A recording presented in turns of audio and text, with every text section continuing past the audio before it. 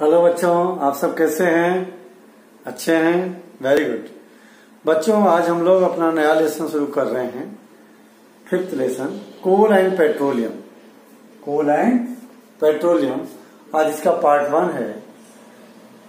Coal and petroleum को समझने से पहले एक दो डिफाइन की बात करें हम लोग। Natural resource, natural resources. Natural resources का मतलब हो गया ऐसे चीजें, ऐसे मटेरियल जो नेचर में अवेलेबल हैं और हमारी नीड को पूरा करते हैं। Resources which are available in the nature and fulfil our requirements are called natural resource. ऐसे मटेरियल, ऐसी चीजें जो हमारे नीड को पूरा करें और नेचर में मिलें, they are the natural resources. यानी resources available in nature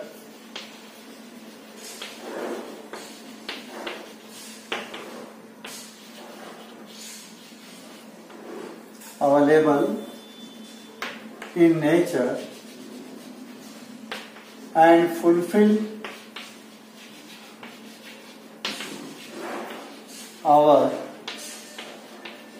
need, हमारी जरूरतों को पूरा करें, आर कॉल्ड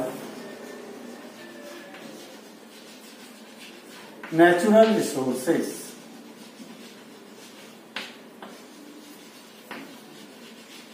अब इन नेचुरल रिसोर्सेस के एग्जाम्पल लिखो आप। इसमें बच्चों air, water, soil, coal, petroleum, natural gas,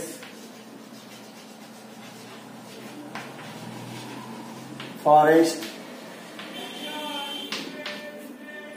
wild life,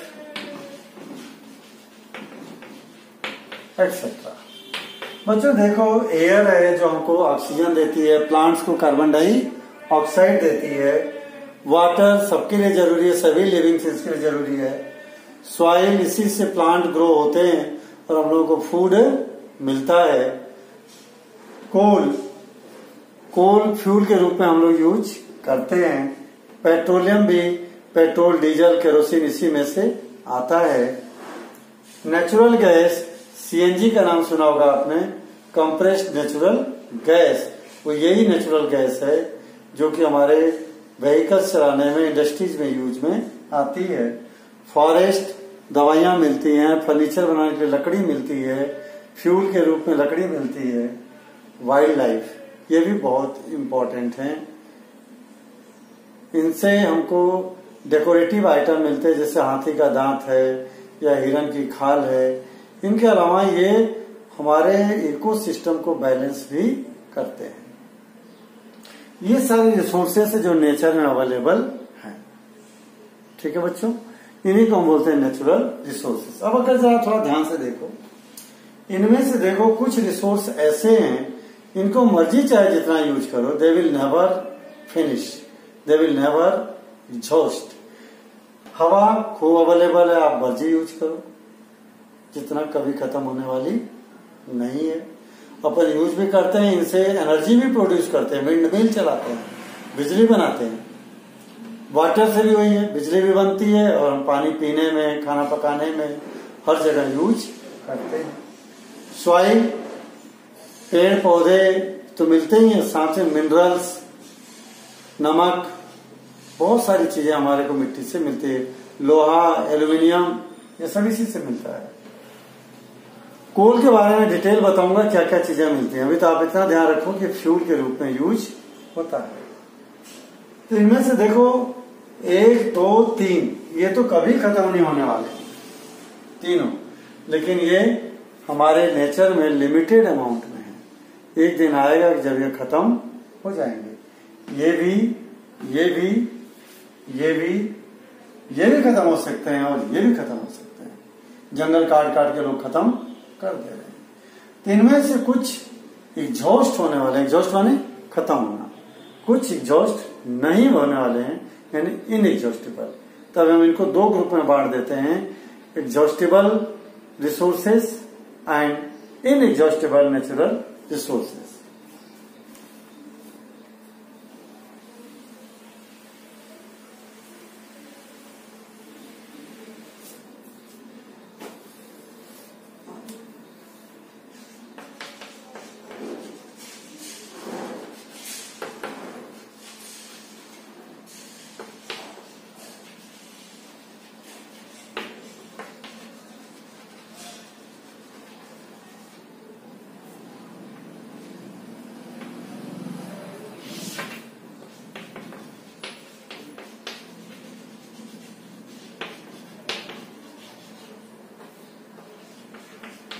natural energy,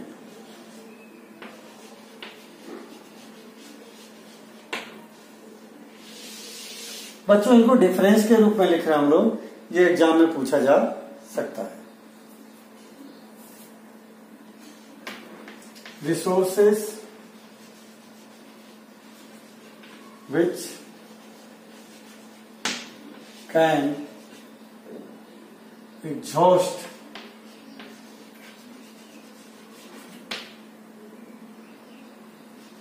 exhaust का मतलब finish, resources which can exhaust in future are called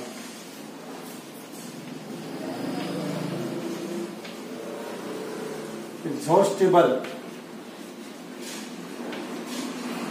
natural resource. Example coal, petroleum,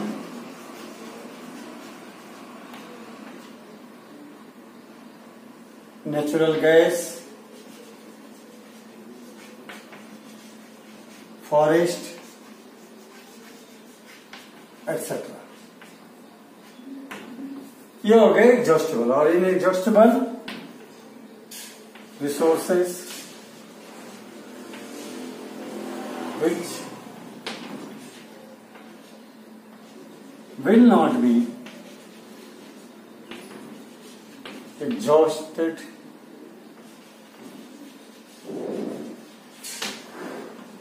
in future are called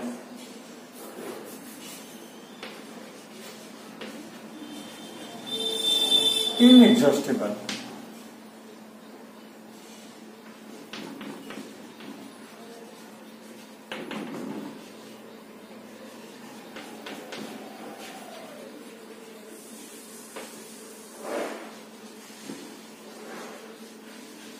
example air, water, soil, sunlight. ये इतने resources जो हैं वो inexhaustible है। आपको clear हो गया होगा बच्चों, एग्जॉस्टिबल और इनएग्जॉस्टिबल। इसका डिफरेंस लिख लेंगे, एग्जाम में आता है, कई बार पूछा गया है, ये सिंपल है।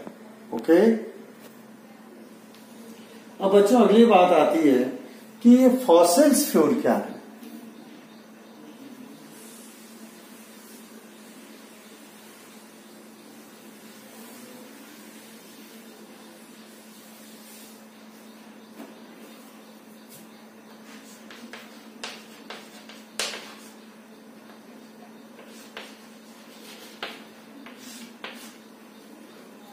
फॉसिल्स फ्यूल मतलब जो बच्चों फ्यूल देखते हो, कोल है, पेट्रोलियम है, नेचुरल गैस है, ये डेड प्लांट और एनिमल से बने हैं, जो millions of year ago, about 300-400 millions of year ago जो प्लांट और एनिमल जमीन में दफन हो गए, वो हाई टेम्परेचर और हाई प्रेशर पर डिकम्पोज होकर के कोल और पेट्रोलियम में बदल गए। इन्हीं को हम कहते हैं फॉसिल फ्यूल। फॉसिल का मतलब हुआ डेड रिमेन्स, प्लांट और एनिमल्स की बची हुई जो चीजें धरती में हैं उन्हीं को हम बोलते हैं fossils, dead remains. Dead remains of plant and animals the fuel which is obtained by the decomposition of plant and animals after millions of years ago, which were buried millions of years ago, are called fossil fuel. यानी ऐसे fuel जो dead remain से बने, जो dead remain हो, यानी fuel which are dead remain of the plant and animals which were buried millions of year ago. बच्चों, जंगल का जंगल अगर धरती पे कोई नेचुरल कैलामिटीज आए, जैसे एकदम से बाढ़ आ जाए और भूकंप आ जाए, ज्वालामुखी फूट जाए, तो सारे जंगल क्या होंगे, जमीन के अंदर दब जाएंगे, ऊपर का सरफेस वापस नया बन जाएगा। तो जो जमीन में दफन हुए हाई टेम्परेचर और प्रेशर की वजह से डिकम्पोज होकर के जो कम गहराई में दफन हुए कोल बन जाएंगे, जो ज्यादा गहराई में दफन हो गए पेट्रोलियम और नेचुरल गैस बन जाएंगे।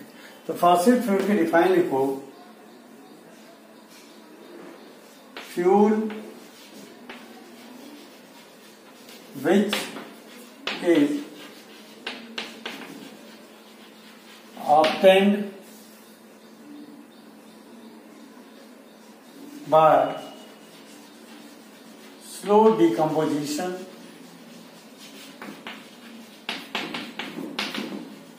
of plant and animals which were buried मतलब दफन होना, which were buried millions of years ago are called fossil fuel.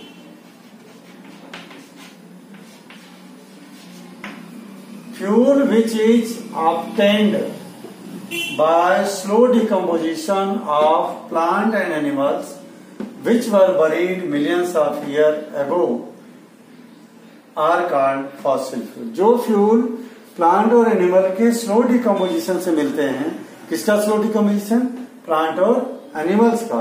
कौन से प्लांट और एनिमल्स, जो मिलियंस ऑफ ईयर एगो दफन हो गए, बरीड का मतलब दफन हो गए जमीन के अंदर, उनके स्लो डिकम्पोजिशन से जो फ्यूल मिलेंगे they are known as fossil fuel. Example, coal, petroleum,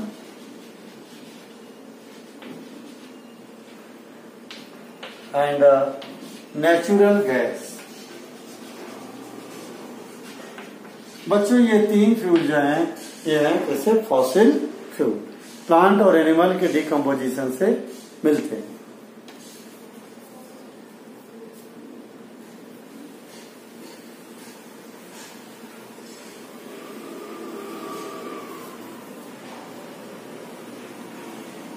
अब बात आ रही है कोल। कोल के बारे में बात करते हैं। कोल बच्चों हार्ड है, black in colour, and it is a mixture of many component. तीन चीजें, it is hard and black in colour. दूसरा, it is mixture of many component, बहुत सारे कंपोनेंट्स का ये मिक्सचर है। कौन, कोल। कोल जो है कई सारे चीजों का मिक्सचर है और यूज कहाँ करते हैं, it is used as fuel, fuel के रूप में यूज करते हैं इन इंडस्ट्री,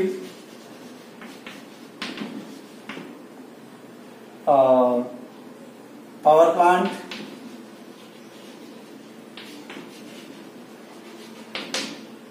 स्टीम इंजन,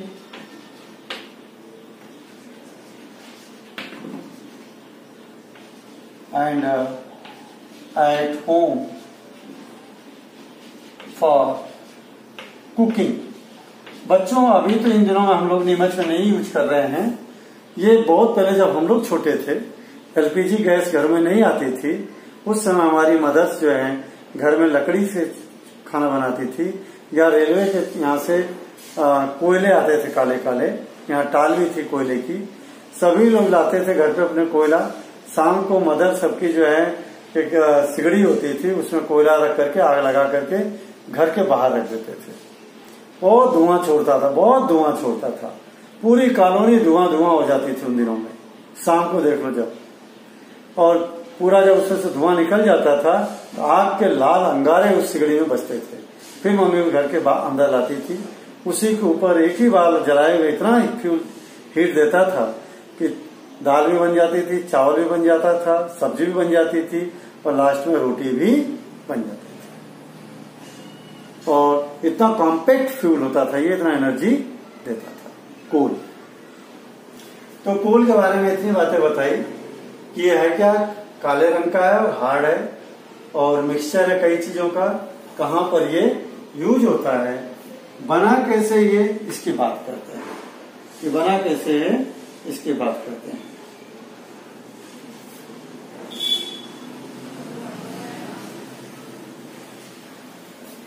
एक प्रोसेस लिखने जा रहा हूं ताकि वो आपको याद रहे, carbonisation.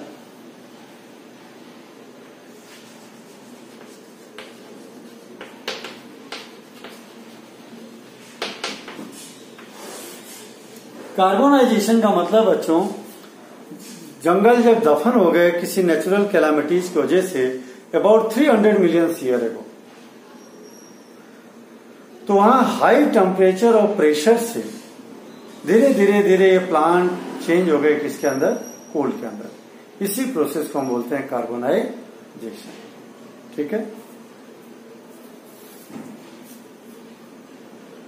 Process of changing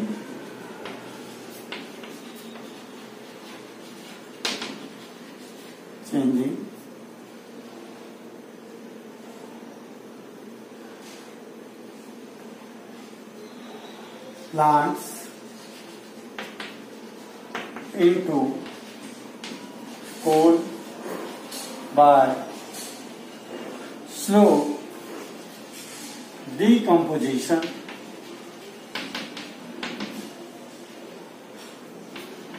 under high pressure and temperature. Process of changing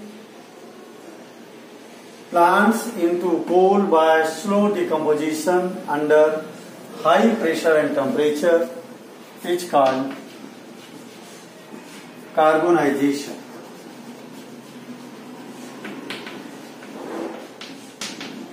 क्या कह रहे हैं इसको, इसको जेड करो, carbonisation.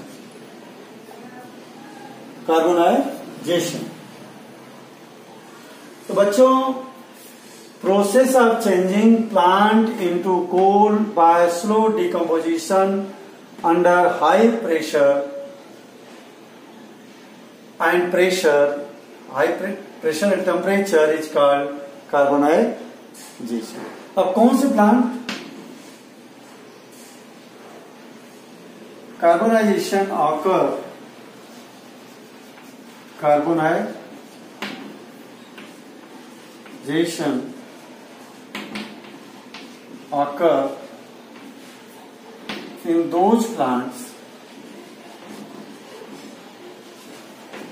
which were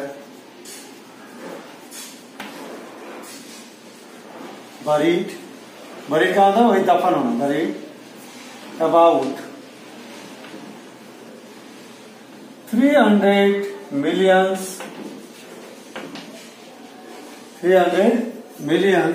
year ago, यहां लिख रहा हूं ऊपर,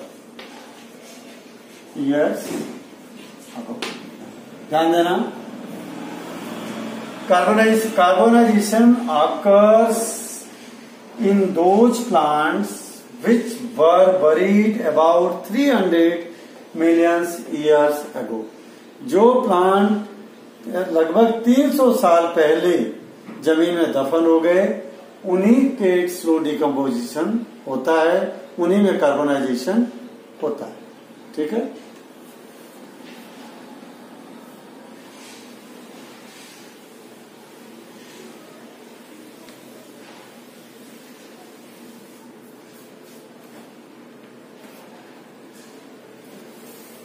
बच्चों कोल जो है कई कंपोनेंट्स का, कई चीजों का मिक्सचर है। अगर आप कोल को डायरेक्ट जलाते हो तो पूरा कोल जो है जल करके धुएं के रूप में निकल जाता है, काम का केवल थोड़ा सा बचता है जो आपको हीट देता है। लेकिन उसमें इतने अच्छे अच्छे कंपोनेंट हैं जो फ्यूल नहीं है, लेकिन हम जलाते हैं तो जल करके खत्म हो जाते हैं।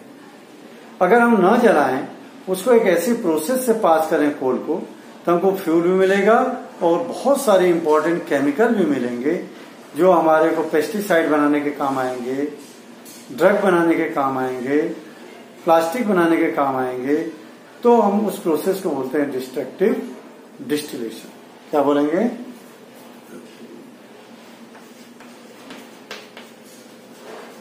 Destructive distillation. आपको डिस्ट्रक्टिव डिस्टिलेशन की डिफाइन नहीं याद करना है, तो समझना है। इसमें क्या करते हैं बच्चों, एक ट्यूब रहती है ऐसी, अपने बुक में डायग्राम नहीं है लेकिन मैं आपको समझा देता हूं।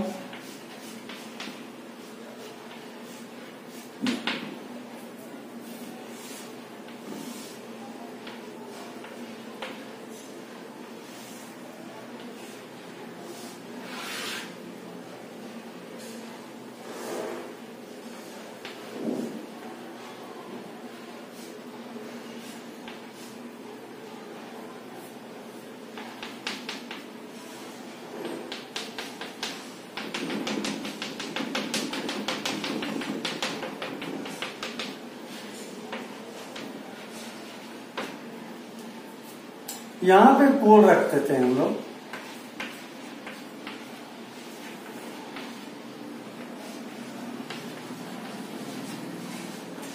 एक बर्नर से इसको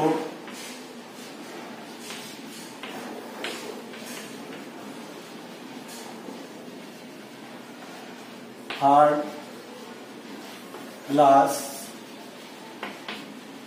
ट्यूब, जब देखिए जब अपन हीट करेंगे इसको, इसमें से जो ब्लैक ब्लैक स्मोक है वो निकलेगी और यहां से होते हुए पानी में आएगी, जो पानी में ठंडी होकर के डिजोल्व हो जाएगी, नीचे रह जाएगी। यहाँ पे ये लिक्विड सेमी लिक्विड के रूप में कोल तार, कोल ब्लैक रंग का, इट इज बहुत ही सारे मिक्सचर है कोल तार।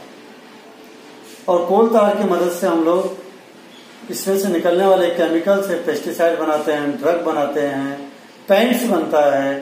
ठीक है, बहुत सारी चीजें बनती हैं। और यहां से जो पानी में डिजोल्व नहीं होती, जो गैस निकलती है, this is the coal gas. Coal gas industries में भेज देते हैं, फ्यूल के रूप में यूज में आती है। घर में भी इसको यूज कर सकते हैं, लेकिन ये बेस्ट होता है जहां जिस इंडस्ट्री में बनाते हैं, प्रोसेस करते हैं, वही इसका यूज कर लेते हैं बिजली बनाने में। अब जब कोल में से जब सारी चीजें निकल गई तो जो नीचे बच गया दैट इज द कोक। क्या बचा? Coke, almost pure form of carbon, almost pure form of carbon. बच्चों ध्यान दो, कोयले को गर्म किया, इन्हें लिमिटेड सप्लाई ऑफ एयर या नो सप्लाई ऑफ एयर, इसमें से जो धुआं निकला यहां से आया, पानी में आया, पानी में जो है जो चीज ठंडी होकर के लिक्विड बन गई, सेमी लिक्विड, डामर देखा आपने, डामर के जैसा कोल तार मिलता है। और जो गैस थी डिजोल्व नहीं हुई, वो बाहर आ गई, कोल गैस, इसको फ्यूल के रूप में यूज कर लिया। और कोल तार का यूज किस काम में, बहुत इसमें से स्मेल आती है, डार्क कलर का थिक गाढ़ा मोटा लिक्विड है ये। ठीक है, इससे बहुत सारे इसका यूज कहां करते हैं, पेस्टिसाइड बनाने में, प्लास्टिक बनाने में, ठीक है, ड्रग्स बनाने में इनका यूज होता है। और जो कोक है, कोक का यूज भी फ्यूल के रूप में करते हैं। और इंडस्ट्रीज में, मेटल की इंडस्ट्रीज में मेटल को निकालने में, मेटल कंपाउंड स्टेट में होता है, दूसरे एलिमेंट्स के साथ मिला हुआ रहता है, फिर उसको अलग करने के लिए इसका यूज करते हैं। अब इनके बारे में एक एक करके थोड़ा सा हम लोग देख लें। कोक के बारे में, कोल तार के बारे में और कोल गैस के बारे में। ठीक है बच्चों,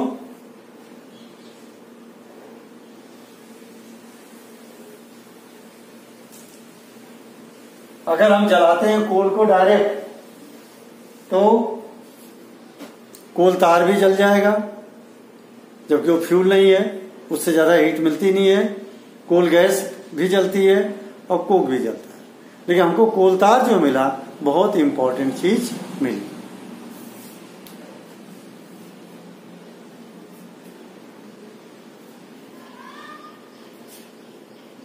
बच्चों पहले coke, it is black substance. Number 2,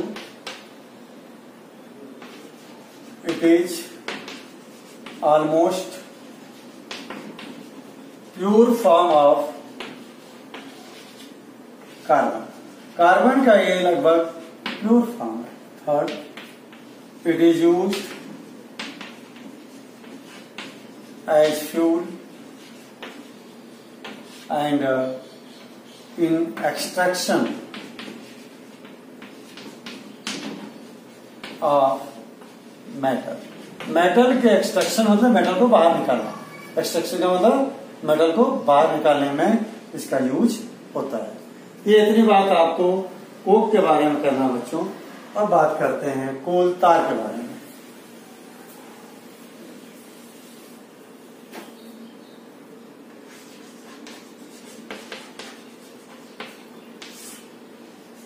It is black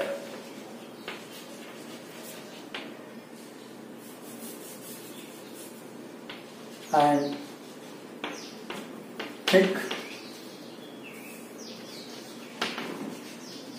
liquid. It gives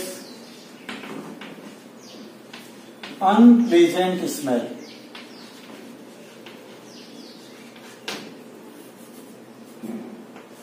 unpleasant smell, गंध बहुत तेज आती है इसमें से। और it is mixture of about 200 important chemicals.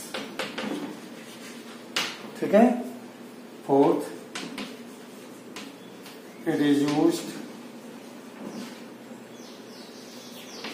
to prepare plastic, pesticide, paints, dyes।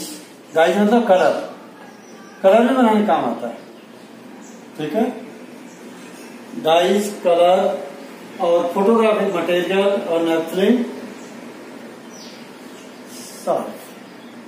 Photographic material यहां लिख देता हूं ऊपर में, फोर्थ के यहां photographic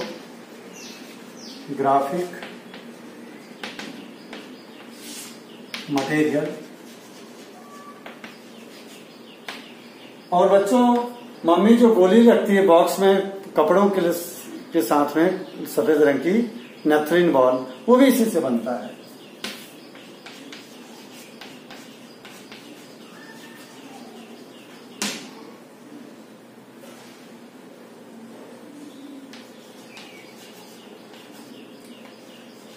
to kill moth, moth का मतलब जर्म्स, उनको मारने के काम में जो आता है नेफ्थलीन बॉल, वो भी इसी से बनता है। बहुत सारे इंपॉर्टेंट यूज है बच्चों। और लास्ट है coal gas.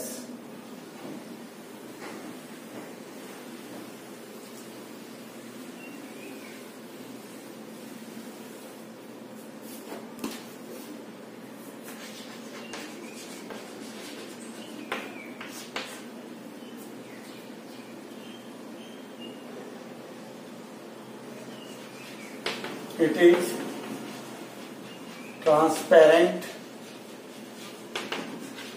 Gas used in industries as fuel के रूप में इंडस्ट्रीज में ये यूज में आता है। तो आज हम लोगों ने कोल का टॉपिक किया बच्चों, कल हम लोग पेट्रोलियम का टॉपिक करेंगे। सब लोग वीडियो को देखो, कॉपी में देख देख करके नोट्स बनाओ बच्चों। बहुत धीरे धीरे पढ़ाया आपको, आप आराम से डेली का डेली याद करो और लिख लिख करके इसको तैयार करो। ओके बच्चों, हैव ए गुड डे। और चैनल को सब्सक्राइब जरूर करो, तब डेली का डेली आपको मटेरियल मिलता जाएगा। ओके बच्चों, हैव ए गुड डे।